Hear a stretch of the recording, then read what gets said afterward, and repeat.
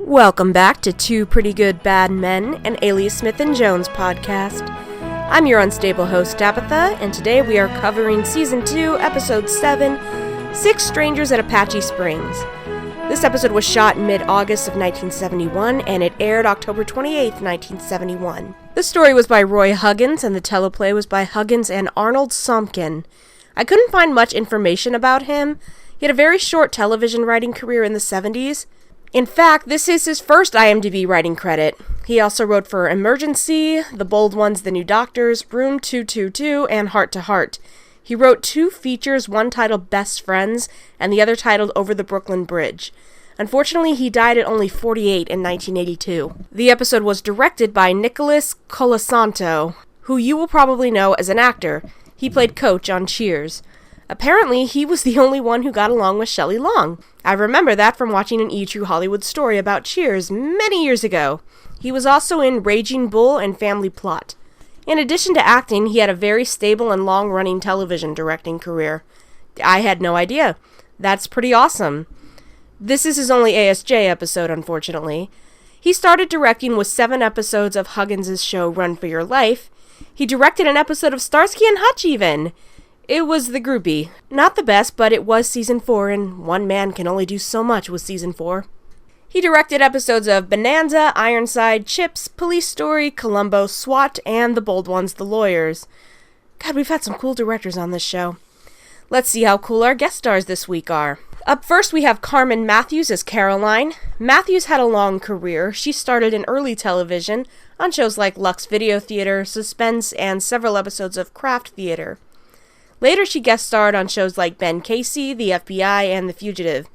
I know her as Colonel Lillian Rayburn on that episode of MASH, where she bonds with Colonel Potter, and Radar gets all out of sorts about it.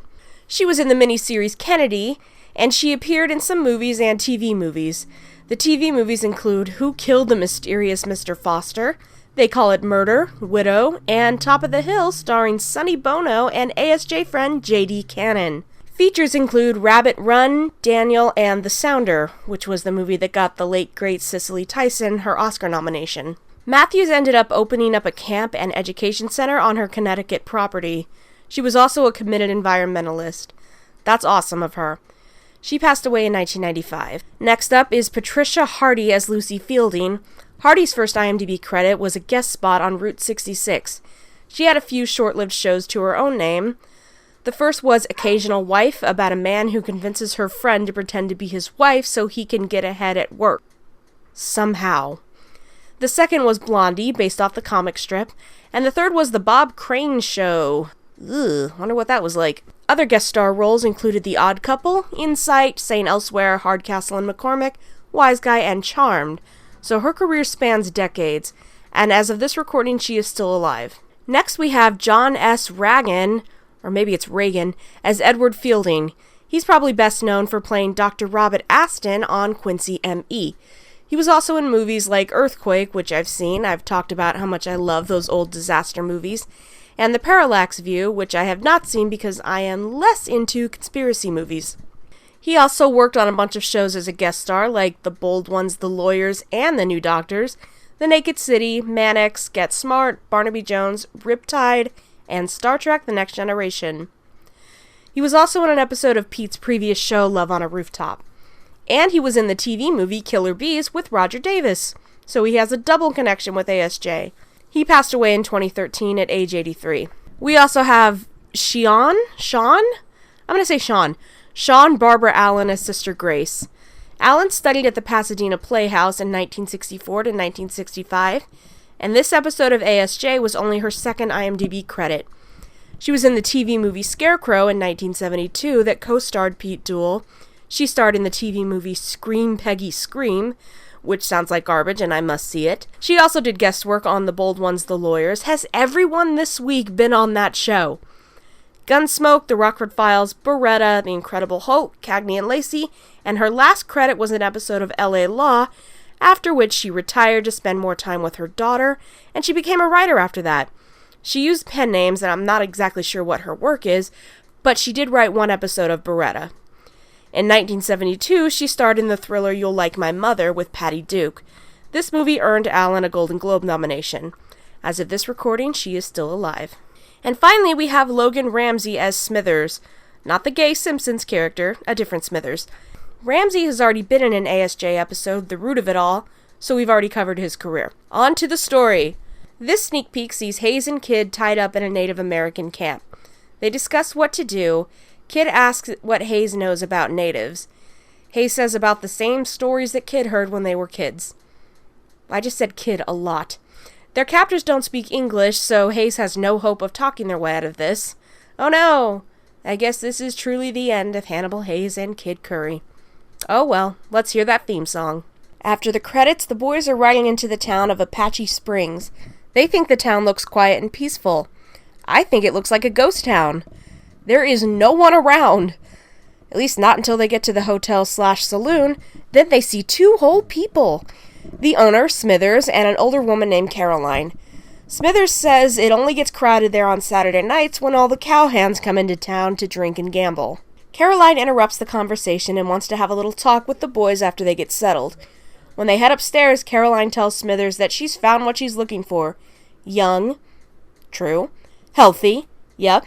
Footloose. Sure. And not too smart. Hey! I take offense to that. A stage pulls up outside carrying Mr. and Mrs. Fielding. Smithers greets them warmly, and Fielding is happy to be there. His wife, Lucy, is clearly not. She complains about the dust and the heat right away, and she is so valid for that. I wouldn't stand for that nonsense either. The boys get back downstairs for their talk with Caroline.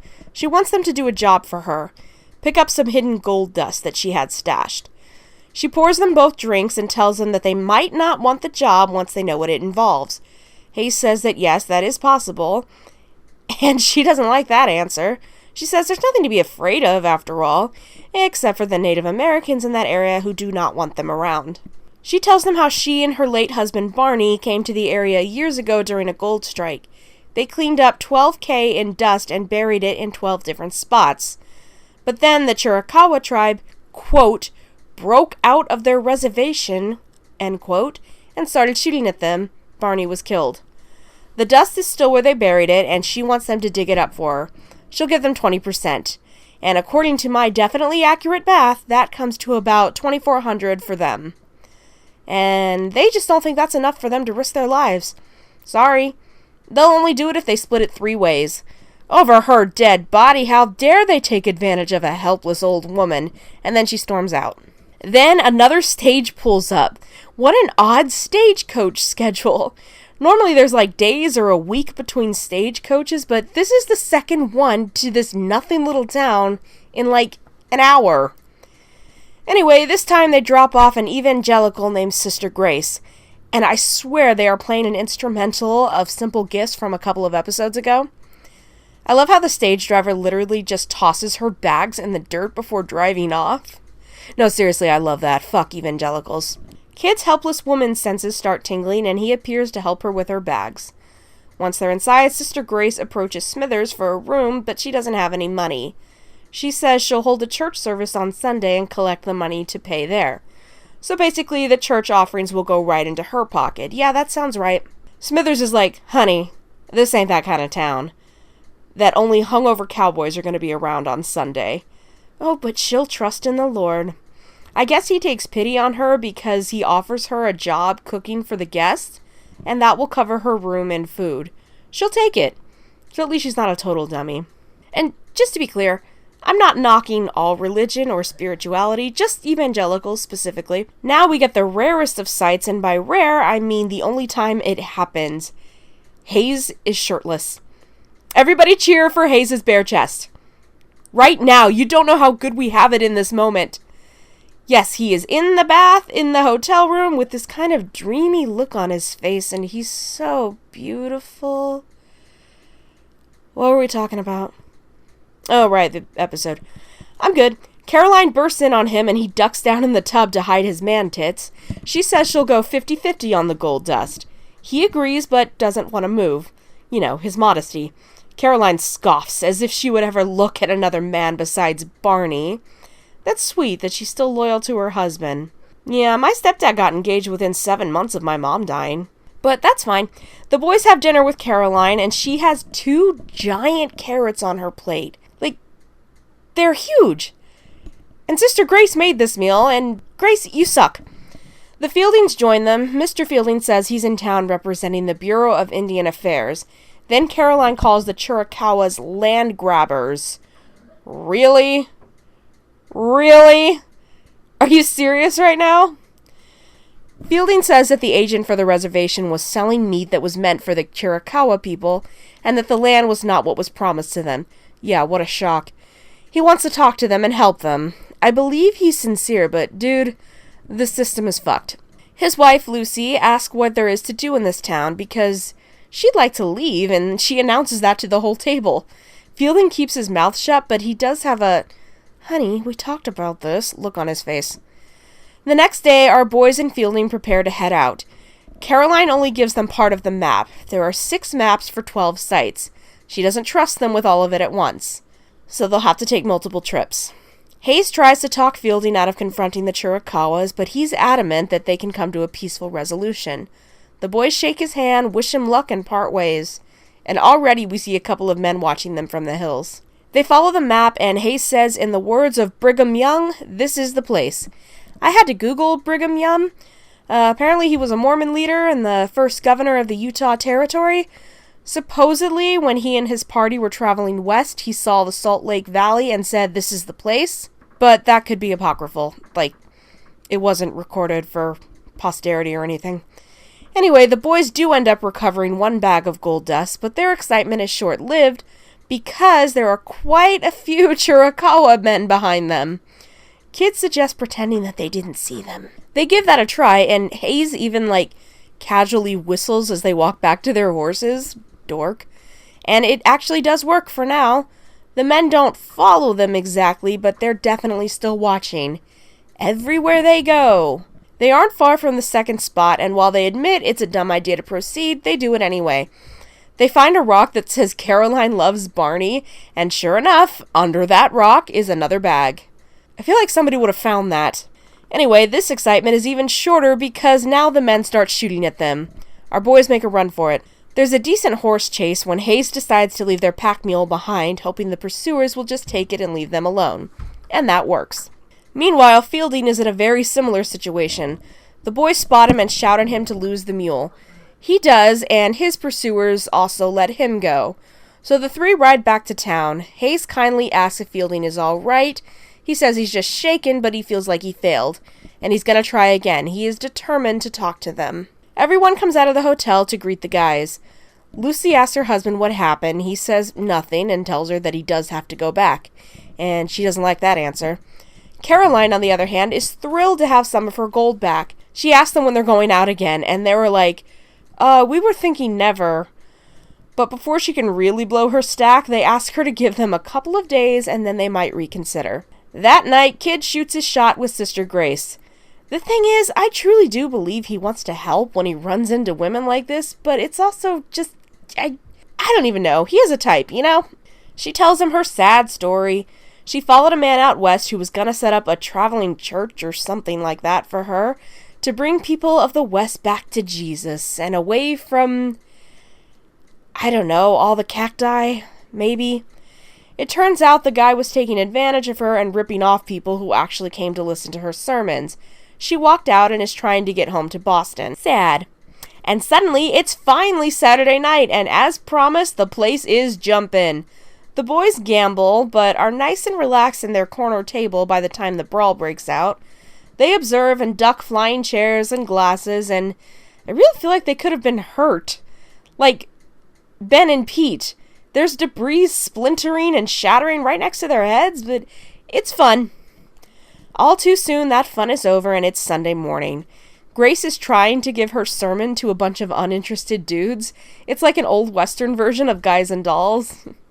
Follow the fold and stray no more. I like Guys and Dolls. Kid does make one guy give her an offering.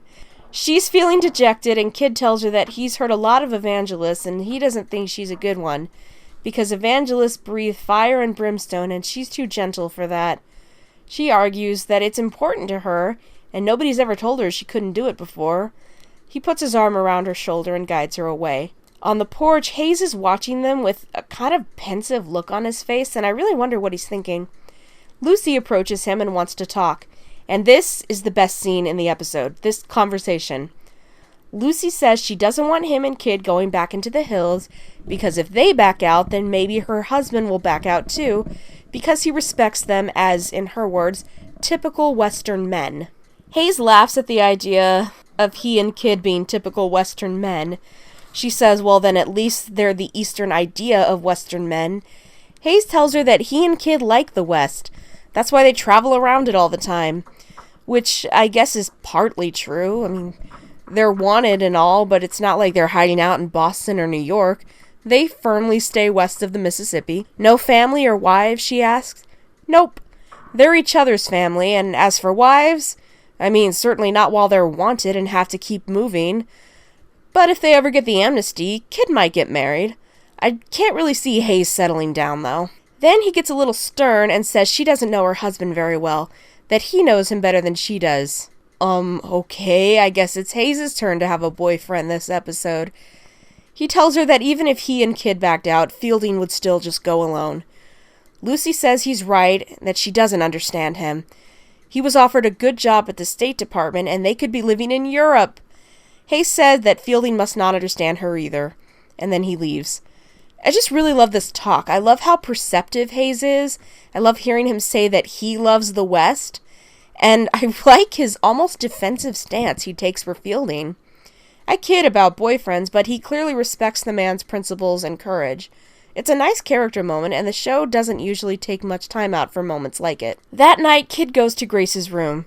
She's scandalized that he wants to go into her bedroom, and she has to put a robe on top of her grandma nightgown lest he thinks she's a whore. Kid tells her that he and Hayes have decided to go back into the hills. Then he gives her money for an eastbound stage. That's good of him.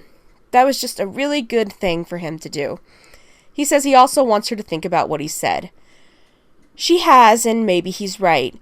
Maybe she has no calling. Kid tells her that she's too young to worry about what she's going to do for the rest of her life. I mean, what is there to worry about? It's the 1800s. She's a woman. She's only got a few options, and all of them suck. He tells her to just enjoy herself, and that life will get grim enough on its own. Right? See, that's exactly what I just said. He kisses her and says this is the last time he'll see her. This is goodbye number 1. The boys and Fielding set out again the next day. They separate from Fielding again. Fielding says he has to get this done because the army is ready to ride in and kill every last man, and he's the only person standing in their way. The boys wish him luck. They watch a group of men ride down a hill, and Hayes says, well, he likes the pot at the end of this, and Kid replies that, yeah, but he doesn't like the odds. Hayes says he appreciates when Kid worries because that means he can count on him to look after him better. They make it to the first site and hear gunfire in the distance. They know it must be Fielding, but they do their best to ignore it and just keep digging. They find the bag and start back to town. However, almost immediately, the men are on top of them, and not in the fun, sexy way. Hayes' horse is hit and falls. Oh, poor horsey. Kid scoops him up onto his horse, but a man leaps at them and knocks them both down. By the time they've taken care of him, they're surrounded. Which brings us back to our sneak peek, and I just this moment realize that there is a guard in the teepee with them. Lucky for them, Fielding comes in to save them. He was successful in opening up talks with the Chiricahwas. They're going to release Hayes and Kid, but he's not going with them. He's still got negotiations to work out. The next day, when the guys get released, Hayes tries to ask where Fielding is, but they don't answer.